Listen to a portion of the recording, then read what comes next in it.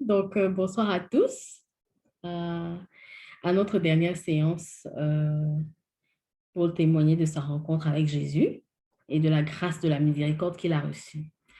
Et quand on se quittait la dernière fois, on se demandait qui sommes-nous pour condamner les autres.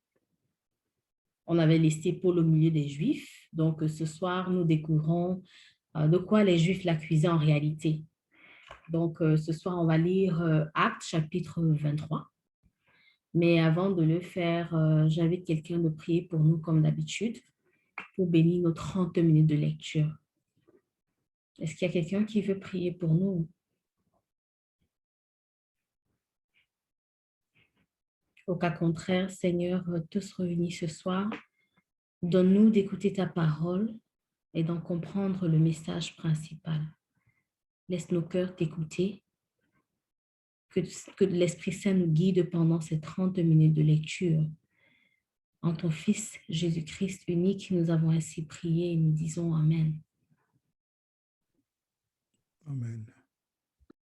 Actes des Apôtres, chapitre 23. Le lendemain, voulant savoir avec certitude de quoi les Juifs l'accusaient, le tribun lui fit ôter ses liens et donna l'ordre aux principaux sacrificateurs et à tous les Sahédrins de se réunir. Puis, faisant descendre Paul, il le plaça au milieu d'eux. Paul, les regardant fixés sur le Sahédrin, dit « Hommes, frères, c'est en toute bonne conscience que je me suis conduit jusqu'à ce jour devant Dieu. » Le souverain sacrificateur Ananias ordonna à ceux qui étaient près de lui de le frapper sur la bouche. Alors Paul lui dit, « Dieu te frappera muraille blanchie. Tu es assis pour me juger selon la loi et tu violes la loi en ordonnant qu'on me frappe. » Ceux qui étaient près de lui dirent, « Tu insultes le souverain sacrificateur de Dieu. » Et Paul dit, « Je ne savais pas, frère, que ce fût le souverain sacrificateur, car il est écrit, tu ne parleras pas mal du chef de ton peuple. » Paul, sachant qu'une partie de l'assemblée était composée de Sadducéens et l'autre des pharisiens, s'écria dans le Sanhédrin, « Homme, frère, je suis pharisien, fils de pharisien. C'est à cause de l'espérance et de la résurrection des morts que je suis mis en jugement. » Quand il eut dit cela, il s'éleva une discussion entre les pharisiens et les sadducéens. Et l'assemblée se divisa, car les sadducéens disent qu'il n'y a point de résurrection et qu'il n'existe ni ange ni esprit, tandis que les pharisiens affirment les deux choses. Il y eut une grande clameur et quelques scribes du parti des pharisiens, s'étant élevés, engagèrent un vif débat et dirent, « Nous ne trouvons aucun mal à cet homme. Peut-être un esprit ou un ange lui a-t-il parlé. » Comme la discorde allait croissant, le tribun, craignant que Paul ne fût mis en pièces par ces gens, fit descendre les soldats pour l'enlever du milieu d'eux et le conduire à la forteresse. Est-ce que Yoncel peut continuer à lire pour nous du verset 11 jusqu'au verset 20, s'il te plaît? La nuit suivante, le Seigneur vint auprès de Paul et lui dit, « Courage, le témoignage que tu m'as rendu à Jérusalem, il faut que tu le rendes aussi à Rome. » Lorsqu'il fit jour, les Juifs organisèrent un rassemblement où ils se jurèrent sous peine d'anathème de ne plus manger ni boire tant qu'ils n'auraient pas tué Paul. Les auteurs de cette conjuration étaient plus de 40. Ils vinrent trouver les grands prêtres et les anciens pour leur dire, « Nous nous sommes jurés sous peine d'anathème de ne prendre aucune nourriture tant que nous n'aurons pas tué Paul. Alors vous, d'accord avec le Conseil suprême, faites un rapport au commandant pour qu'il le fasse comparaître devant vous sous prétexte de mener une enquête plus approfondie sur son cas. Nous nous tenons prêts pour le supprimer avant qu'il n'arrive. Mais le fils de la sœur de Paul eut connaissance du Gru, Guet-apens. Il se présenta à la forteresse et une fois entré, avertit Paul. Paul alors appela l'un des centurions et lui dit, amène ce garçon chez le commandant. Il doit l'avertir de quelque chose. Le centurion le prit avec lui et le mena chez le commandant, auquel il dit, le prisonnier Paul m'a appelé pour me demander de t'amener ce jeune garçon qui a quelque chose à te dire. Le commandant prit celui-ci par la main, l'amena à l'écart et l'interrogea en particulier. De quoi dois-tu m'avertir? Il répondit, les Juifs ont convenu de te demander de faire comparaître Paul demain devant le Conseil suprême sous prétexte d'une information plus approfondie sur son cas. Merci, Lioncel. William, est-ce que tu peux lire pour nous du verset 21 jusqu'à 30, s'il te plaît? Mais toi, ne leur fais pas confiance. En effet, parmi eux, plus de 40 hommes préparaient le guet-apens contre lui. Ils se sont jurés sous peine d'anathème de ne plus manger ni boire tant qu'ils ne l'auront pas supprimé. Et maintenant, ils se tiennent prêts en attendant ton accord. Le commandant renvoya le jeune garçon et en lui donnant cette consigne, ne raconte à personne que tu m'as rapporté tout cela. Il appela alors 2 centurions et leur dit que 200 soldats, 70 cavaliers et 200 auxiliaires se tiennent prêts à prendre la route de Césarée à partir de la 3e heure de la nuit. Qu'on prépare aussi des montures pour transférer Paul en toute sécurité auprès du gouverneur Félix. Il écrivit une lettre dont voici le contenu. Claudius Lysias, au très excellent Félix, gouverneur, salut. L'homme que voici, dont les Juifs se sont emparés, allait être supprimé par eux. Je suis alors intervenu avec la troupe pour le soustraire au danger, ayant appris qu'il était citoyen romain. Voulant connaître le motif pour lequel les Juifs l'accusaient, je l'ai fait comparaître devant leur conseil suprême. J'ai constaté qu'il était accusé pour des questions relatives à leur loi, sans aucun chef d'accusation méritant la mort ou la prison. Après dénonciation devant moi d'un complot contre cet homme, je t'ai envoyé immédiatement en donnant également aux accusateurs la consigne d'exposer devant toi ce qu'ils ont contre lui. Les soldats, selon l'ordre qu'ils avaient reçu, prirent Paul et le conduisirent pendant la nuit jusqu'à Antipatrie. Le lendemain, laissant les cavaliers poursuivre la route avec lui, ils retournèrent à la forteresse. Arrivés à Césarée, les cavaliers remirent la lettre au gouverneur et lui présentèrent Paul. Le gouverneur, après avoir lu la lettre, demanda de quelle province était Paul. Ayant appris qu'il était de la Cilicie, je t'entendrai, dit-il, quand tes accusateurs seront venus. Et il ordonna qu'on le gardât dans le pétroir d'Hérode. Ainsi se termine notre chapitre 23. Si quelqu'un a quelque chose à partager, tout en demandant une grâce, ce sera la bienvenue.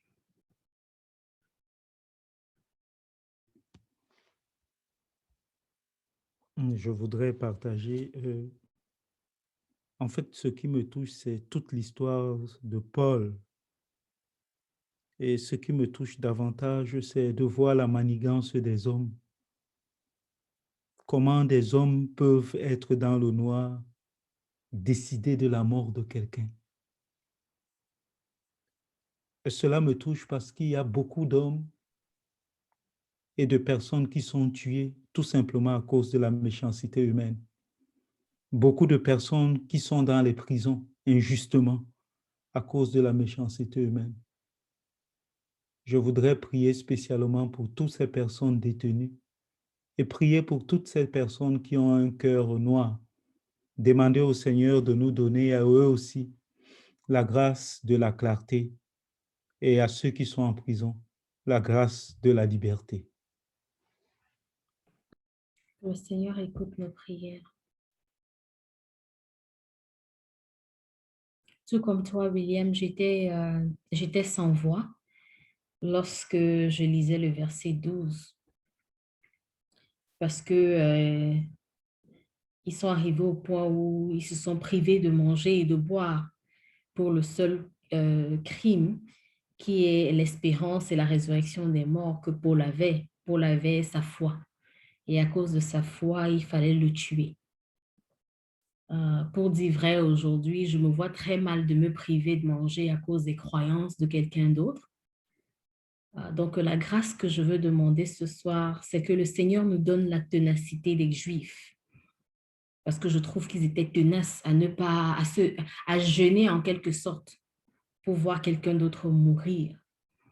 Donc, la grâce que je demande, c'est que le Seigneur nous donne la ténacité des Juifs, mais pas pour persécuter, plutôt pour rester accroché à ses voies. Parce que rester accroché à ses voies demande du courage, demande de la persévérance. Et ça, on en a besoin.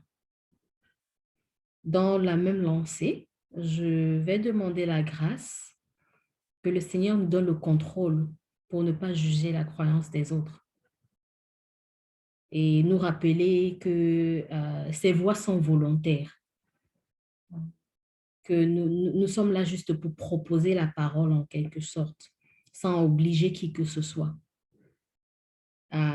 ou alors forcer quelqu'un à suivre les voies du Seigneur. Parce que tu ne suis pas les voies du Seigneur ou parce que tu suis les voies du Seigneur, il faut qu'on te tue. Donc, que le Seigneur nous donne cette grâce de reconnaître notre place et savoir qu'il n'y a que le Saint-Esprit qui convertit. Donc, on propose cette parole, comme on propose notre lecture, mais personne n'y est obligé. Nous-mêmes, nous ne sommes pas obligés de croire en Dieu, mais on a choisi de le faire volontairement. Ça, c'est ma prière pour ce soir.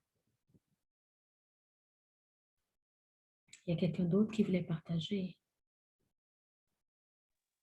Alors, je voulais juste continuer avec ce que tu disais parce que moi, ce qui m'a touchée, qui m'a sauté à l'œil, c'était le verset 11 où le Seigneur dit: courage, ton témoignage sera ramené aussi à Rome, sera entendu aussi à Rome. Je me suis dit, ça c'est une autre confirmation que les voies du Seigneur sont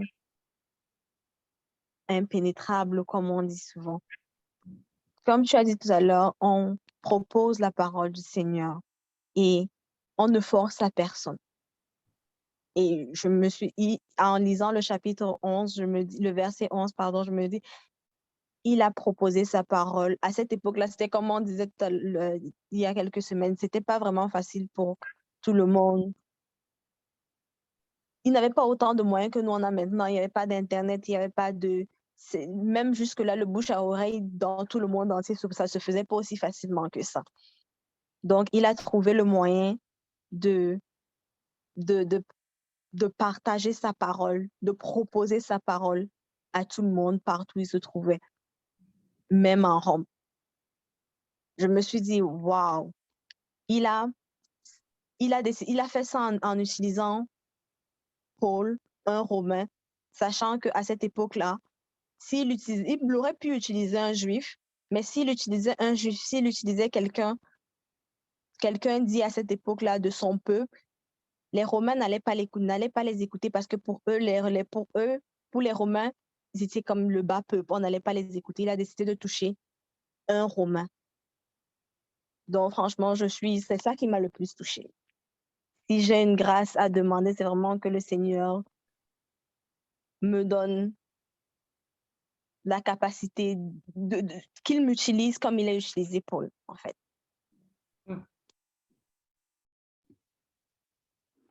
Je suis très émerveillé par ce que Léoncel vient de dire et je voudrais continuer dans son même sens, de voir comment lorsque Dieu utilise les personnes ou veut utiliser les personnes, il arrange tout. Il a été escorté par toute une armée. On l'a exfiltré. Et cela me fait comprendre qu'il faut faire confiance à Dieu, quelle que soit la situation dans laquelle on se trouve, quelles que soient les fatigues, quelles que soient les peines. Il saura toujours nous conduire là où il veut que nous soyons pour annoncer sa bonne nouvelle. La grâce que je voudrais demander pour moi, pour chacun de nous, pour ceux qui nous écoutent aussi, outre le fait de nous utiliser comme il a utilisé Paul, qui nous donne la grâce de la confiance.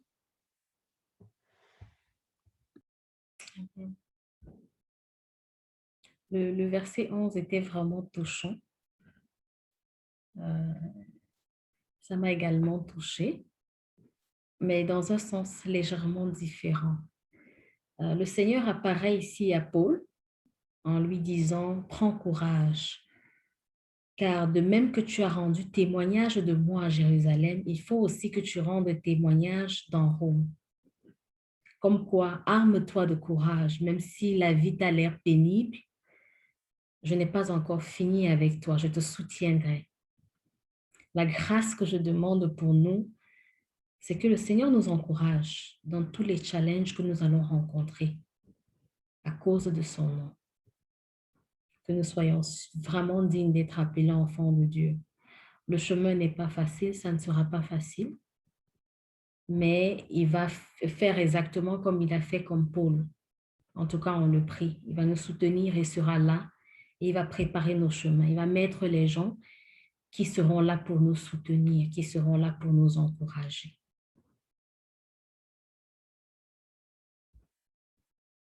En plus de ça, le personnage du tribun, Claude Lysias, m'a beaucoup touchée. Parce que voici un personnage qui il se rend compte que Paul est complètement innocent.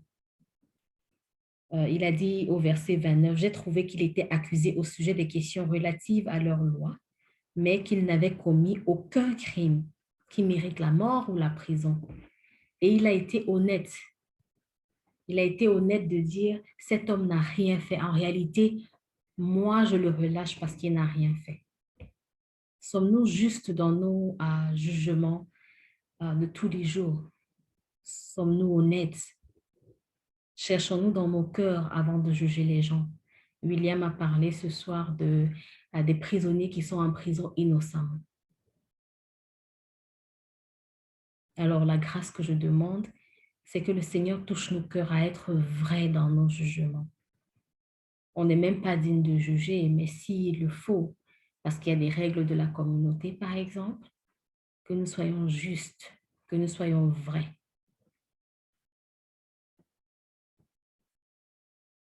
Il y a quelqu'un d'autre qui voulait partager?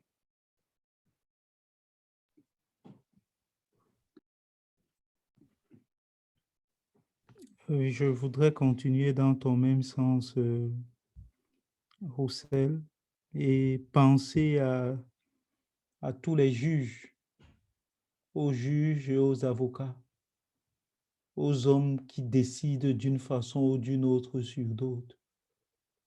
Que Dieu leur accorde la grâce du courage et de la vérité, qu'ils aient le courage de cette vertu. Et pour nous-mêmes aussi, sans que nous imposions ce que nous estimons être vrai aux autres.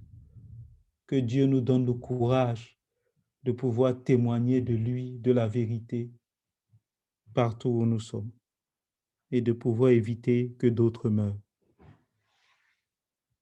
Merci beaucoup, William. Est-ce qu'il y a quelqu'un qui aimerait prier pour nous juste avant qu'on s'en aille?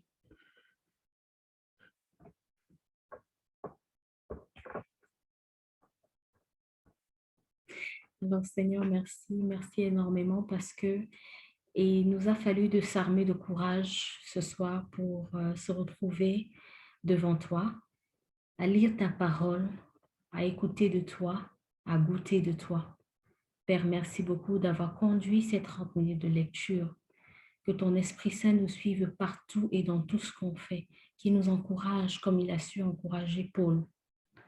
Nous nous remettons dans tes mains ce week-end, Seigneur, pour qu'on puisse se retrouver ensemble la semaine prochaine, toujours à écouter ta parole et à nourrir notre foi. En ton Fils Jésus-Christ, nous avons ainsi prié. Amen. Amen. Ainsi soit-il. Amen. Donc, on va se retrouver mardi, le 8 août. Donc, le mois de juillet est terminé. On se retrouvera le 3 août ensemble à 20h30 comme d'habitude. Donc, je vous souhaite un très bon week-end. On se retrouve le mois prochain. Bonne soirée à tous. Bye. Bye. Merci. Merci et bonne fin du mois. Oui, merci.